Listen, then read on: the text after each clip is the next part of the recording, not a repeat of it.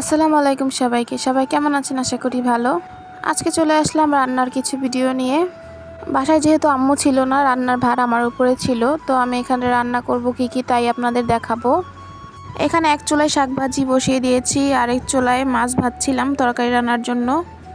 এটা লাল শাক ছিল, লাল শাকগুলো আমি আগেই ভাপ দিয়ে উঠিয়ে নিয়েছিলাম, কারণ এমনিতেই রান্নার দেরি হয়ে গেছে, তাই আগেই পানিটা ঝরিয়ে নিয়েছি।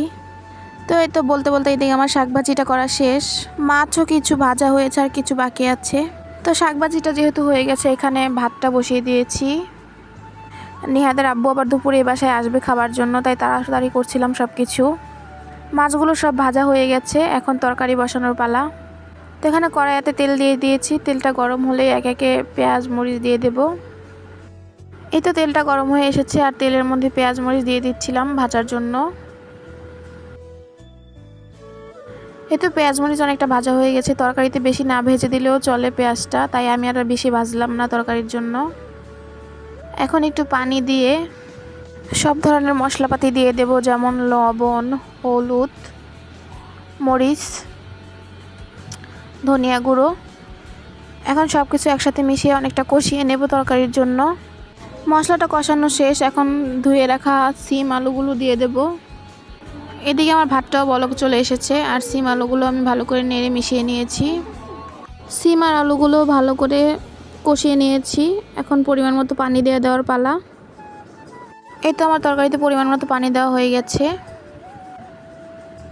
তরকারিতে বলকও চলে এসেছে, তরকারিটা ভালো করে হোক আর সিম আলুগুলো ভালো করে সেদ্ধ হোক। সেদ্ধ হলে পরে ঝোলটা কমলে মাছগুলো দিয়ে দেওয়া যাবে। এদিকে আমার ভাতটাও রান্না করা শেষ।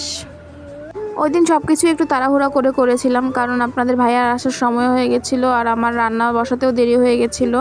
এটা কিন্তু রোজার আগের ভিডিও, রোজার আগের অনেক ভিডিও জমে আছে, কিন্তু আইল স্বামীর জন্য ভিডিওতে ভয়েস দিয়ে এডিট করা হয় না, ভিডিও ছাড়াও হয় না। সারাদিন রোজা রাখার পর ইফতারির পানিটা খাওয়ার পরে আর জন্য শরীর চলেই না, কি করব। তাই ভিডিও এডিট করতেও ভালো লাগে না।